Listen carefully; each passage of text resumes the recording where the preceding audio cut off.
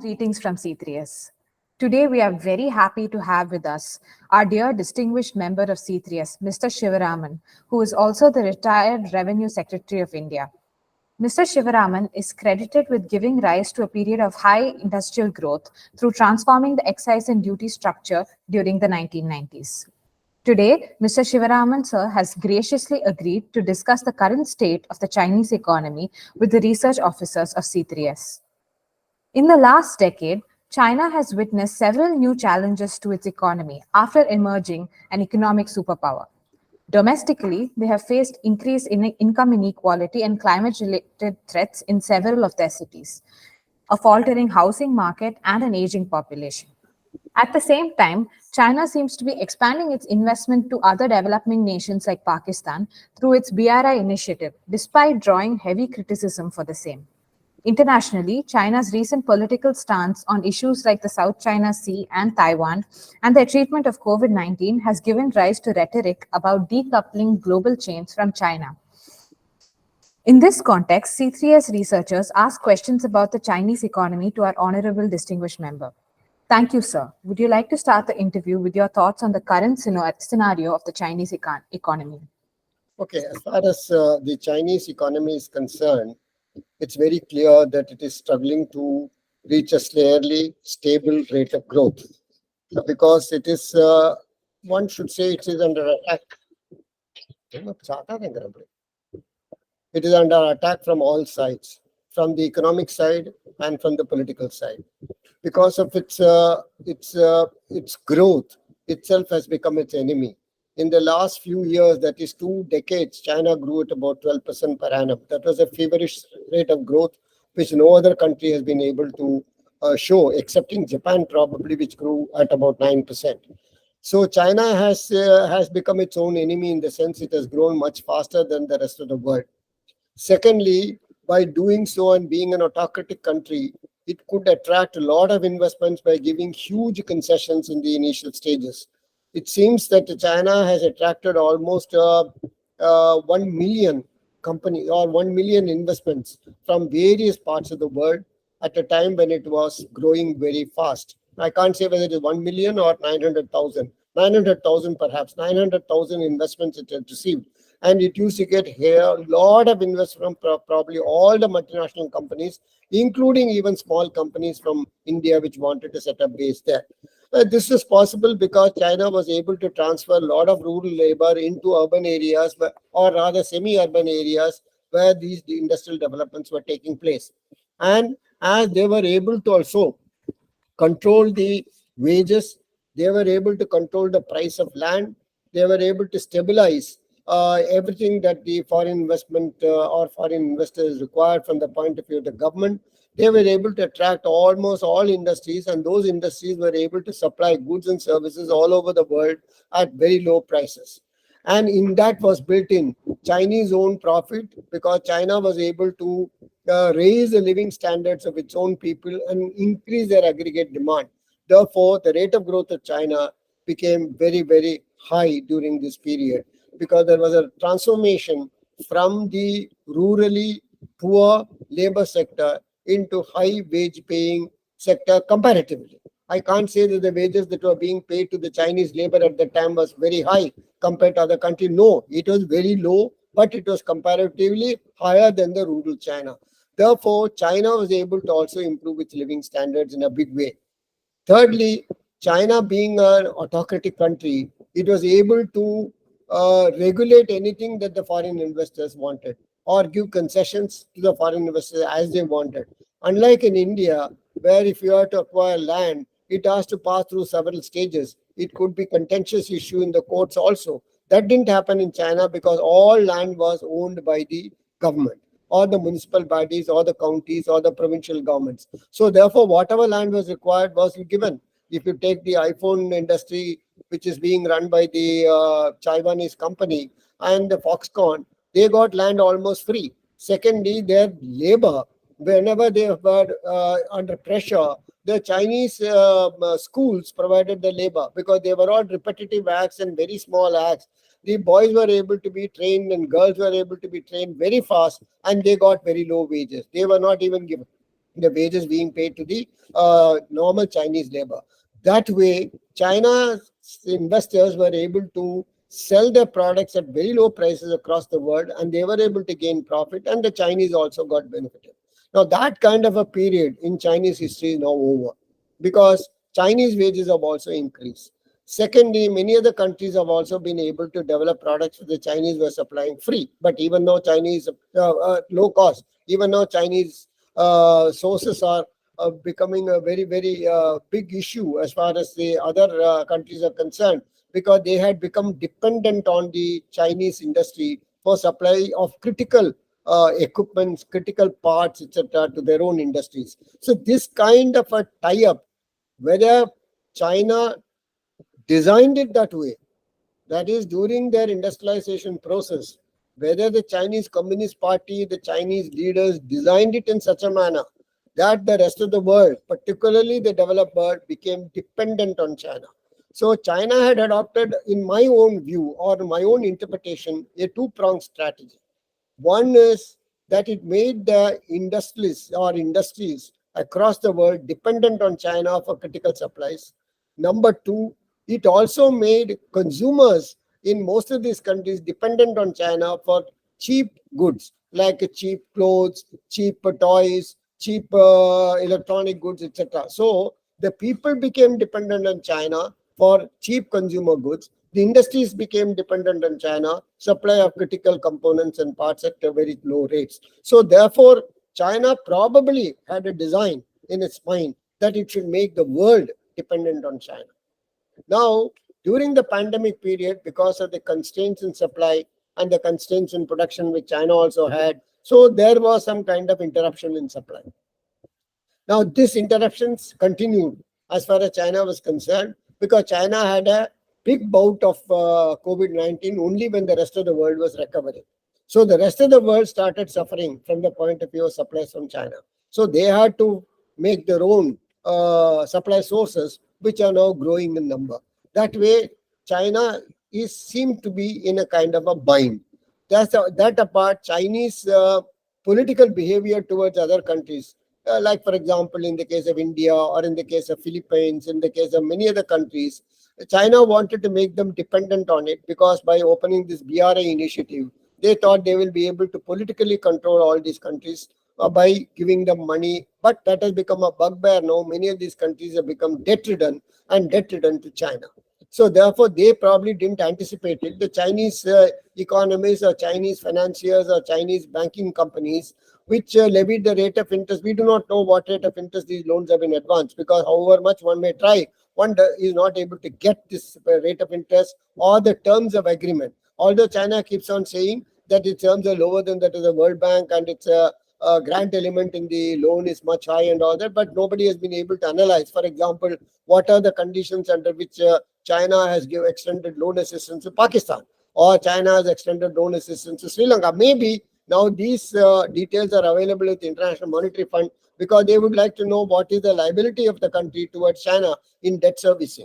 Without that, they will not be able to prepare a balance sheet for the country concerned for the next 5 years or 10 years, over which their own assistance these countries would be spread.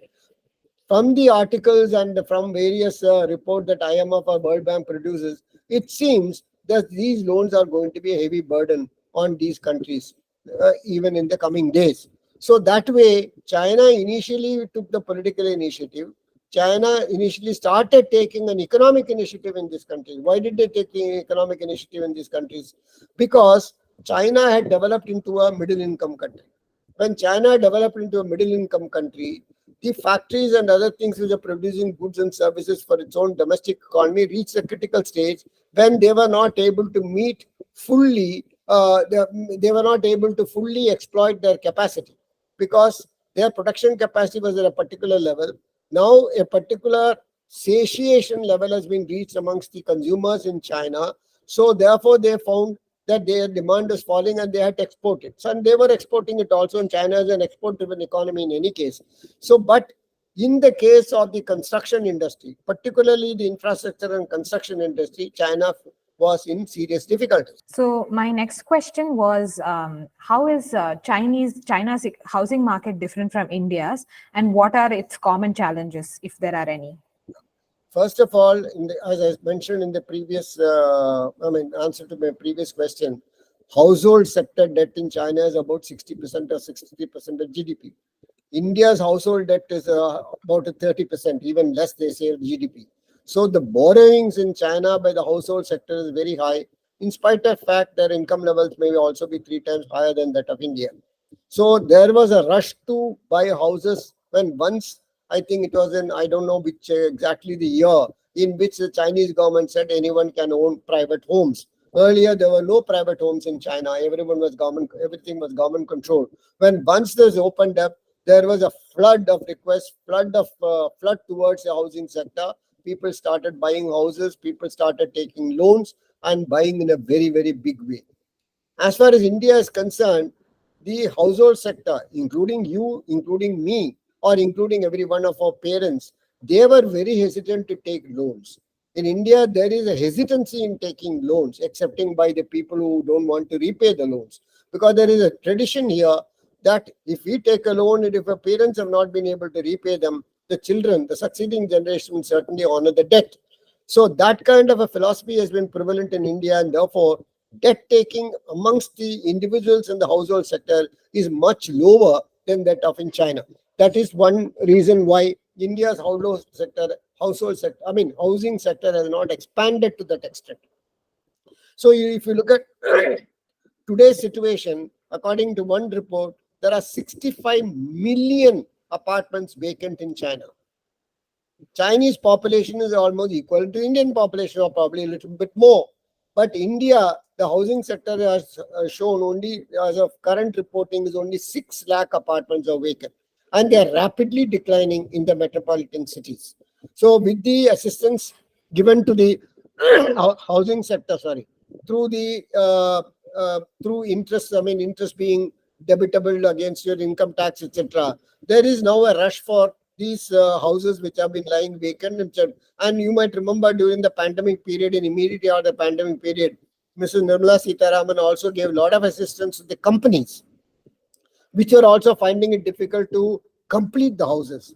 Now, if you look at the housing sector in China today, for completing the houses which are under construction, it would take 3% of Chinese GDP for advancing the money but that money is nowhere in sight.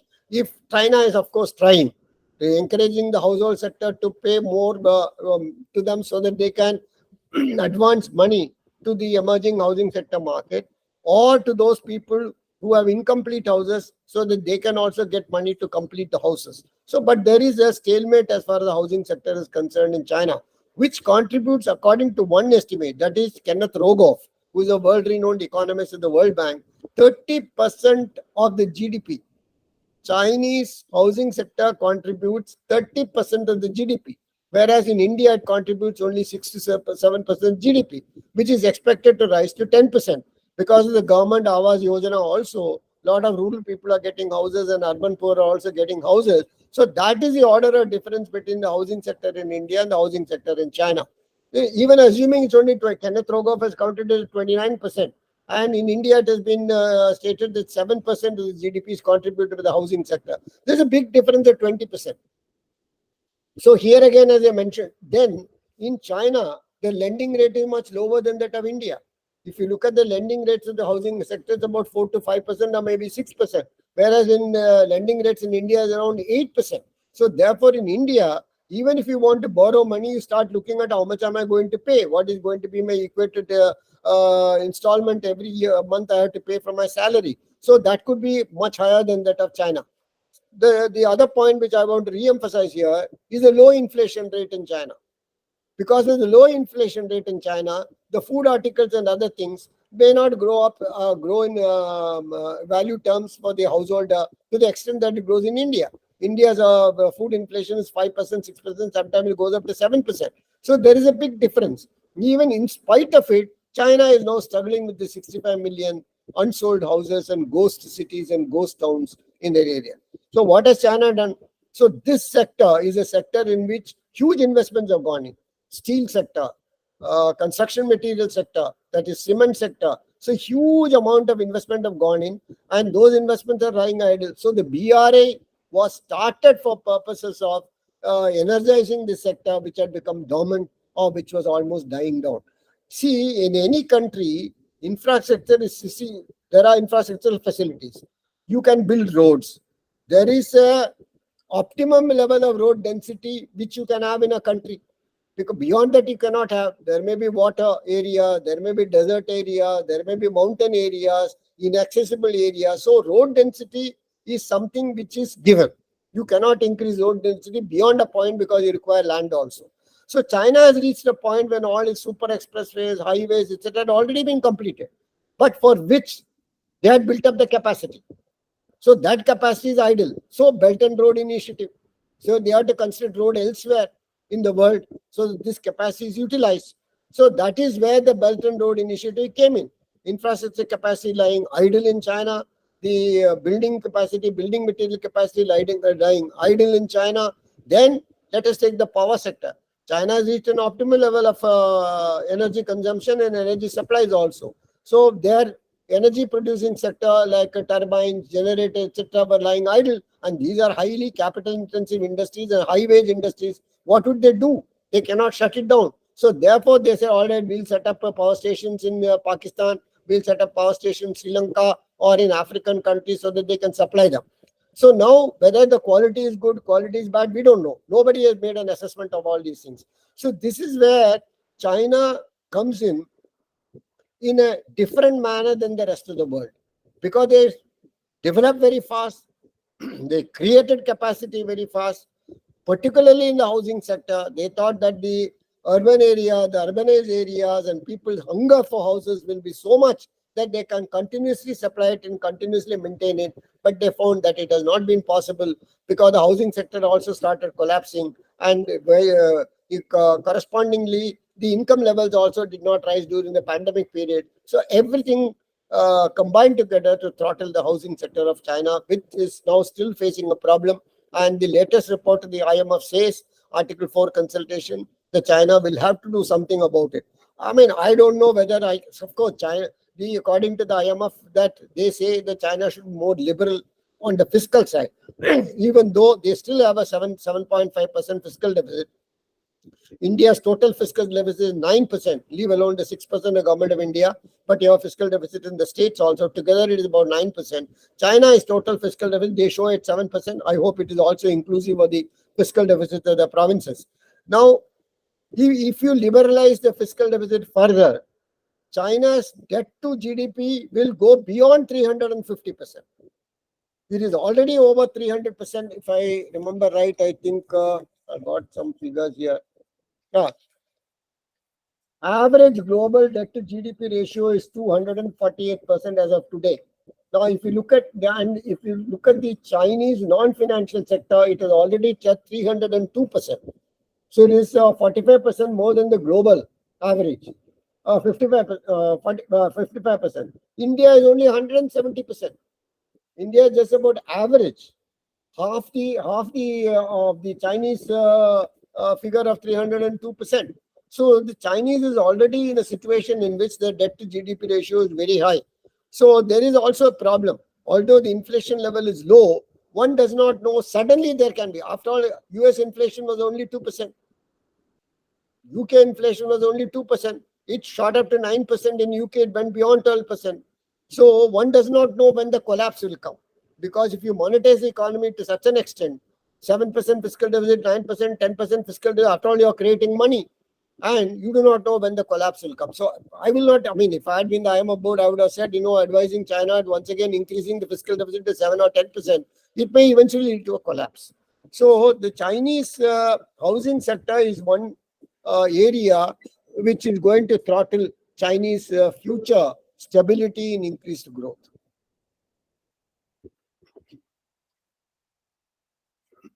Thank you, sir. That was a very comprehensive answer. My final question, I wanted to ask, is China still socialist in any aspects of its economics policy? I see I don't think they are socialist in any sense, because there are huge capitalists there. There are huge private sector industries. Of course, we do not know what is the government involvement in those industries.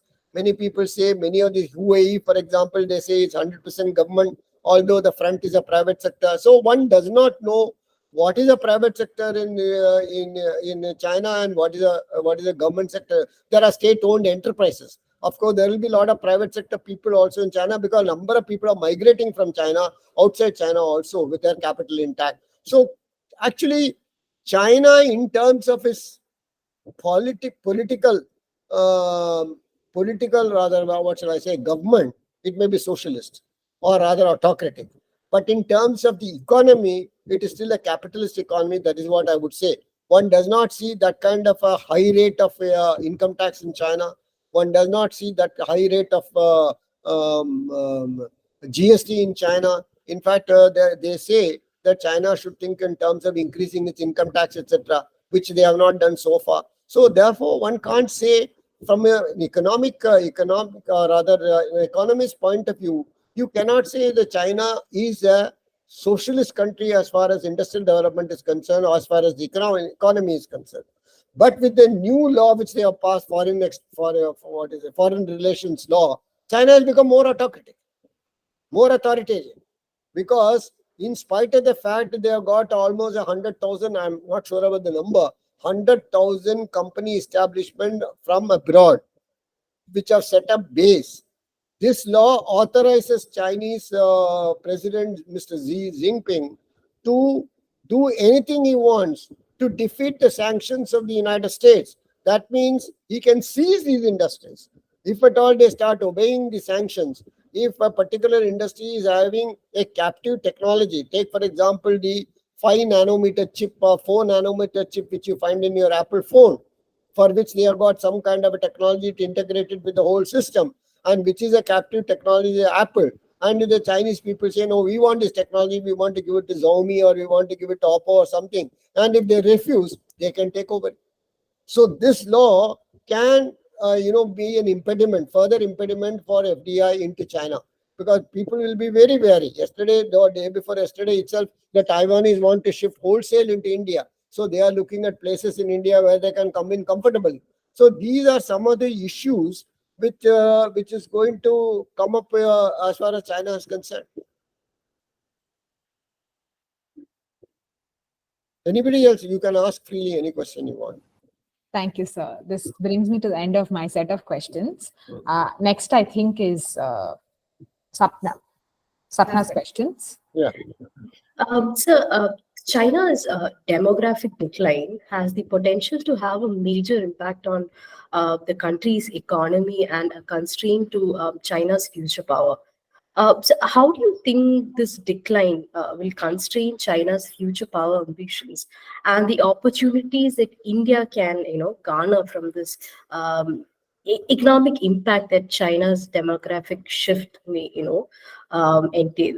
So, what's your take on As this? far as demographic shift is concerned, China's population may decline slowly, but that doesn't mean it is going to have any serious impact. Because as we all know, technology is also developing with AI coming in, artificial intelligence coming in, machine learning coming in, robotics coming in. So whatever is lost by way of labor, human labor, will be quickly replaced, probably more than necessary in the case of China. So one cannot say its demographic decline is going to seriously affect China in this aspect. As far as aggregate demand is concerned, because if you have a declining population, then your aggregate demand is theoretically supposed to shrink. But that doesn't mean it will shrink, because the population which is now available, having a higher per capita income, and in economic term, they will go into a higher growth path of consumption. Right now, they may be on a lower growth path of consumption. When they have more incomes, if you have more income, you will go for a better car, you will go for a better TV, you will go for a better house, you will go for a better camera. So you go on a higher path of consumption. When you go into a higher path of consumption, the aggregate demand, total aggregate demand will remain. I mean, I'm speaking theoretically, aggregate demand will not shrink. It may continue or it may even rise. Therefore, immediately speaking, China is not going to be seriously affected by its demographic decline. What was the other question you asked in that? Connected? So, what is India's? What are the steps or the lessons India can learn from what China has, or are there any opportunities that India can gain from China's, Yeah, declining I population? said yesterday itself, I saw in the newspaper Taiwanese want to shift, many other industries want to shift, and Apple is already shifting. Now, when they are all shifting and coming to India, we have to make this country very hospitable, or the climate for investment very congenial for these people. Even today, our bureaucratic system that are in place are too complicated, excepting in a place like Gujarat. Gujarat, I believe, is the only country where within 24 state within 24 hours a man can move in. I've been to Gujarat recently. I've seen the entire state of Gujarat excepting the Kutch portion. If you take from Dwaraka, which is in the north of Gujarat, down to the south of Saurashtra near Ahmedabad, a 300-mile stretch or 300 400-kilometer stretch of land is available. Hardly anything you find there, but complete coastline, excellent road systems are available. Land is available. You can create a new port, you can create any facility. That kind of facility which Gujarat is having and Gujarat is able to provide. Microtech, if you have read the papers, if you have read the Microtech, if you have read the newspapers properly, Microtech got its clearance in 24 hours. In 24 hours, they got the clearance for land, 800 acres of land. Similarly, this Vedanta also got its land. I saw the land site also in Dolabira. They got the land. So this kind of an approach, if every state government takes, and they are able to clear very quickly, and unfortunately, you don't record it. There are many states where, even after initially they may invite the person, thereafter they will hang around the person for political contributions. I have heard this, particularly in this state, Tamil Nadu. I heard some people, sir, initially they clear it. When once we start producing, we are committed because our plants are on the land. Our commitment to production is there. Then they start harassing us. They said, you give this money, you give that money, etc. So that kind of harassment takes place. That is what is in the mind of the investor. He wants to know whether he will be free from botherations. So if India is able to at least provide excellent climate in some of these states, these industries can come in like in a flood almost. Some of them, particularly Taiwan, wants to come in a big way. I'm told Taiwan is ready with $100 billion of investment available with them. So we have to provide this a great opportunity for India. Sir, I have two questions to ask you. So, the steps that are taken by the major countries in decoupling China and the US sanctions on critical technologies will severely affect Chinese economy. So, keeping in mind that China is the second largest economy in the world, what will be the major steps that China will take to overcome these situations? And can India use this opportunity to pave way for itself through more trade and production with other countries? I think the world, the entire world is underestimating China. And China is already going to drill into the moon. Yesterday, the newspaper and the TV said they are going to send a probe into moon, which is going to drill for minerals. They have already extracted an unknown mineral in the world in China, on the moon, and they have brought it to Earth, and which they are testing now. So we should not underestimate the capacity of China because it's an autocratic country. And secondly, it's a mixture of socialism and capitalism combined. There is certain amount of freedom for the people and certain amount of authoritarian control. So China is hell-bent for leather in overcoming all the obstacles that the United States and other countries imposing on them. They are pumping in more than $100 billion to develop lithography machines. Yesterday also, the United States government has probably passed another order that the ASL company in Netherlands, which is producing this extreme ultraviolet ray lithography machines, cannot sell them to China. But China will produce it. They are already working on it. They have already produced one or two versions and they will produce it. It is not like India or it is not like United States bureaucracy. They will tell the man, you jolly well produce this machine. And he is inside the room working on it and he will produce it. So that kind of a genius is there in China. Secondly, they are very hardworking people. And thirdly, they have a civilization dating back to 10,000, 6,000, 7,000 years. And therefore, they know what they are pulling up. So we cannot say that China is in any case, immediately probably China may be handicapped because certain critical equipment they are getting, critical part they are getting, they may not get. But with the kind of authoritarian control they have on the people and on the manufacturing sector in China, they will be able to overcome all these difficulties. because China has got a floating laboratory in space. I mean, they have been able to do it in such a short while, which the United States took a very long time. We are going to send people to the moon. I won't be surprised. Before the Artemis mission gets launched from the United States soil, probably somebody will be on the moon waiting to receive the American astronauts. So that is the kind of thing China is capable of doing.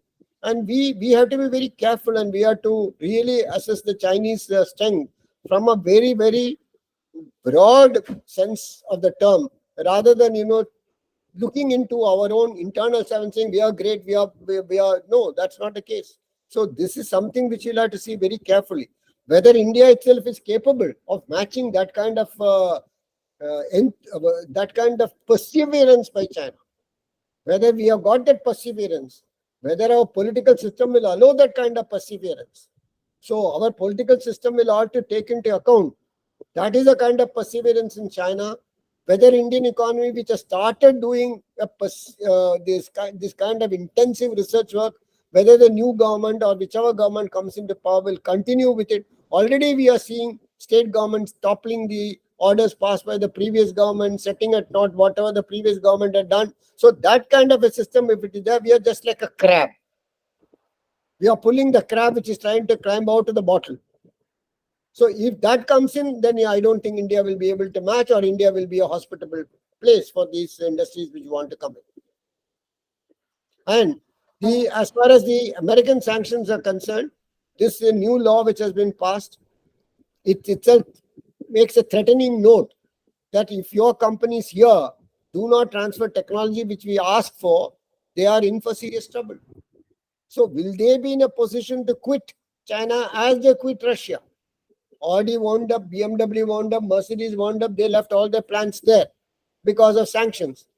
And Russia, fine, we are going to produce the same Mercedes-Benz, same Audi, same BMW here. So similarly, the Chinese will say, fine, Apple, you want to walk out, you walk out, but technology will keep here. Although they are permitted many, see the new products which Apple may develop may not go to China. The new kind of telephones they may produce, iPhone 14 India is producing, iPhone 15 is going to come up in the next 2 months. India may produce iPhone 15. So new technologies which are being developed by some of these companies established in China, they may probably flow to India or some other countries. But nevertheless, if you look at the trade figures of the US-China trade or China-India trade, you find it's still $360 to $400 billion is the trade gap between US and China. What have they been able to do? Now, 10 days ago, Blinken was there. Now, in the next 3 days, Janet Yellen is going to be there in China. So this is a kind of a dance that is going on. Why are the Americans at such high levels visiting China? At the same time, the new, I think the Speaker of the House of Representatives is going to visit Taiwan. So there is some kind of game going on in this. So India is also being a power which is emerging. We have to watch all these developments, and we have to, also tune ourselves to meet all these contingencies. Sir, I have another questions. So, in recent times, the foreign investments in China are kind of declining. So, are there any policy reforms or offers that the Chinese government can implement to address the concerns of foreign investments and safeguard itself from any downgrading investments? No, it's very difficult because China has already passed this law in which they have stated if they have to defeat the American sanctions, then they have to take steps which will be only affecting their industries. So unless there is a political softening between the United States and the China or the European countries and China, there is a political softening, there is a rapprochement, there is some kind of a olive branch extended to China, and China reciprocates. It's unlikely that this will happen.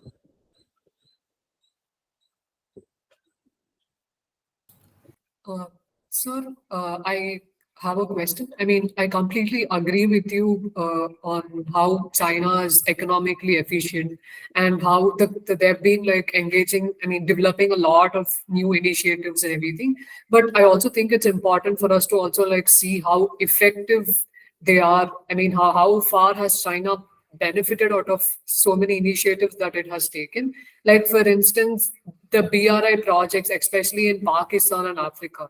I mean, can we say that China did not foresee certain problems, say Baluchi resentment, terrorist threats in Pakistan? And apart from that, in Africa, we see a lot of coups, and how China was not, I mean, is now forced to like send its security officers there to protect their people. I mean, how far is China benefiting out of certain initiatives that it has been taking across the world? Like, yeah. Let's take the BRI. I don't think anyone has done a critical analysis of how much the Chinese industries have benefited because of the BRI, let us say, in Pakistan. Of course, one comes across this project has been completed, that project has been completed. How well it has been completed, how productively efficient these projects are. Secondly, you ask the question whether China didn't anticipate the opposition that may come in Baluchistan or in some other parts of Pakistan. Of course, they would have anticipated, but they would not have anticipated to the extent that we know about the Baluchis and others, because they feel that the Gilgistan or Baltistan, whatever we call it, that their own freedom is in peril, because China is also trying to encroach upon Pakistan agriculture. Pakistan was an agrarian economy. Pakistan used to export wheat and rice in large quantities once upon a time. So now China is acquiring large fields in the name of improving the agriculture in Pakistan. It is true that Chinese per hectare production of rice and wheat is very high, almost twice that of in India. There may be, but it is intensive use of fertilizer, chemical fertilizer. If India were also to use the same quantity of fertilizer per hectare as China is using, we will also be able to produce the same amount of food grain per hectare. But do we want it? Do we want that intensification of use of chemical fertilizer? So similarly, the tactics that are being followed by China may be acceptable, may not be acceptable in parts of Pakistan. So one does not know whether many of these initiatives, many of these investments are giving any returns to China in the way in which they wanted them to have. For example, has the capacity utilization of some of these industries which had started slowing down when China's infrastructure facilities are also almost reached an optimum level, have they been able to benefit? Where is the study? We don't have any study. Because China is now not permitting people also. Now, for example, we don't have any press representative in China. Whether we did the right thing to chuck out the Chinese press people from India. We also commit big mistakes. A lot of people said, why are you chucking out everyone from India? So they have chucked out Ananta Krishnan from Hindu, who had been reporting in a big way from China. They have chucked out many people from so all the last press reporter of India in China has left the place. He's sitting in Delhi. Of what use is he? Similarly, we have chucked them out. So our policies are also not far-sighted. They are also short-sighted. Similarly, China might have been short-sighted in some of these policies of BRI. They probably thought there won't be any resistance. They probably thought in African countries, they probably did not know what kind of people are there in African countries, the tribal customs, the tribal beliefs, tribal policies, etc. Look at the internecine conflicts that are taking place in Africa since all of them became free from the colonial status. Everywhere there has never been a situation where any in Africa there has been no conflict. So, right from Morocco to South Africa, there have been conflicts only. Excepting in 1 or 2, 3, 4 countries, there may not be conflicts. But in all of the countries, there have been some tribal conflicts. So China might not have anticipated. Whereas India knows everything, because India has had a very close relationship with Africa, and a lot of Indians are living in Africa, in Tanzania, in Kenya, in South Africa, in Tanzania, I don't know about Morocco, Algeria and all, but at least the English-speaking places in Africa, there are a lot of Indians living there since about 100 years. So we know the African mindset. China did not know it. Maybe there were Chinese also living there. So China thought that by giving them loan, like the World Bank gave loan or IMF gave loan or ADB gave loan, they will also give the loan and at a probably more attractive terms, and they will. But what was the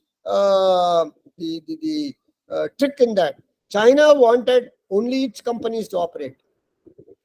If If United Kingdom was giving grant to India or Germany was giving grant to India, we could go in for a tender to construct a power station, to construct a building, or to construct any other project. We could go to tender at least amongst the OECD countries.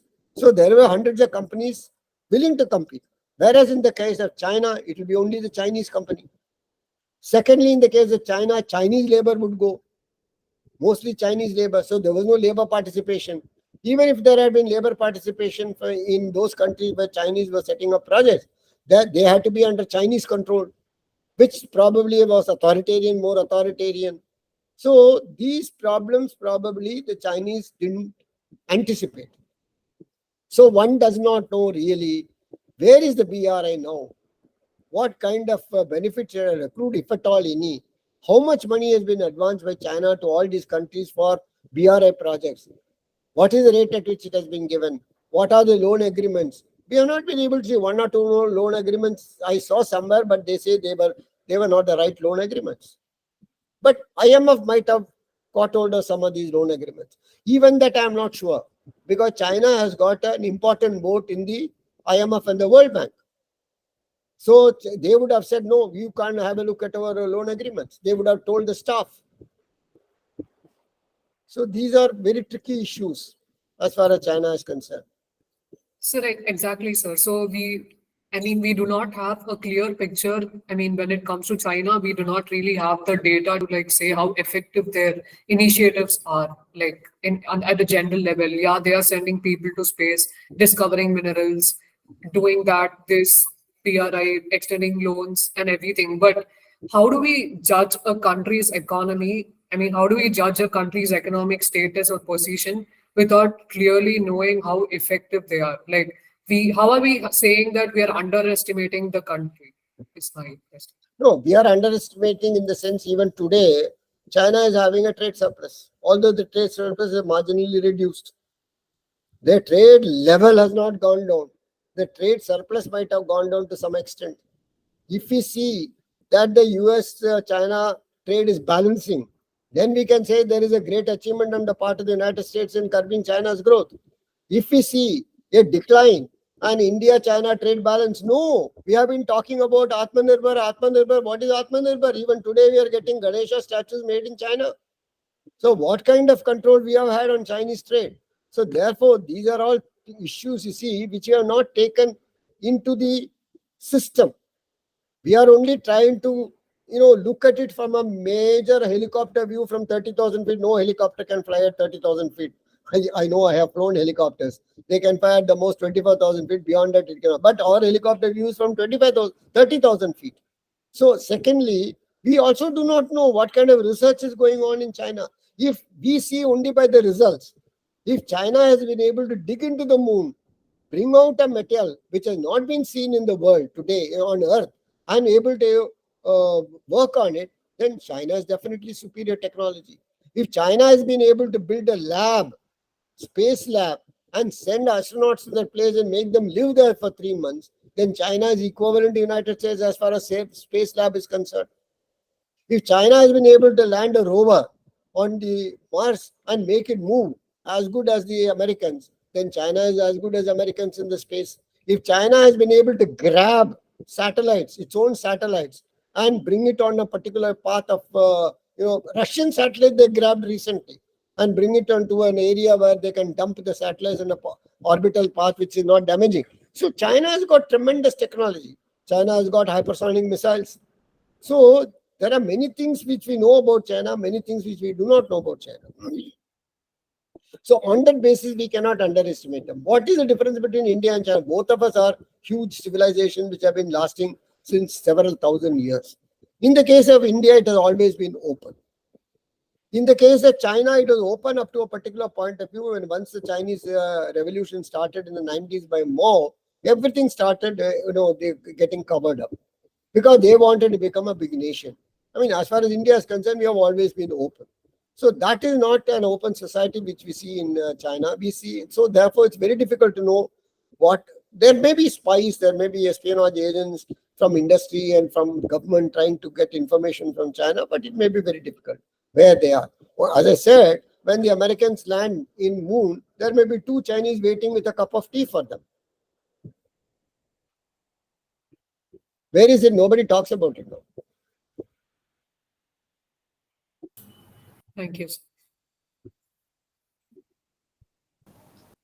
Thank you, sir. I think that brings us to the end of all of our questions. It was such a wonderful and comprehensive interview, and I think we all learned a lot, not just about the Chinese economy, but just economics and the global economy at large. And I think it will inform a lot of our research as well in the following year. Thank you so much, sir, for agreeing to do this.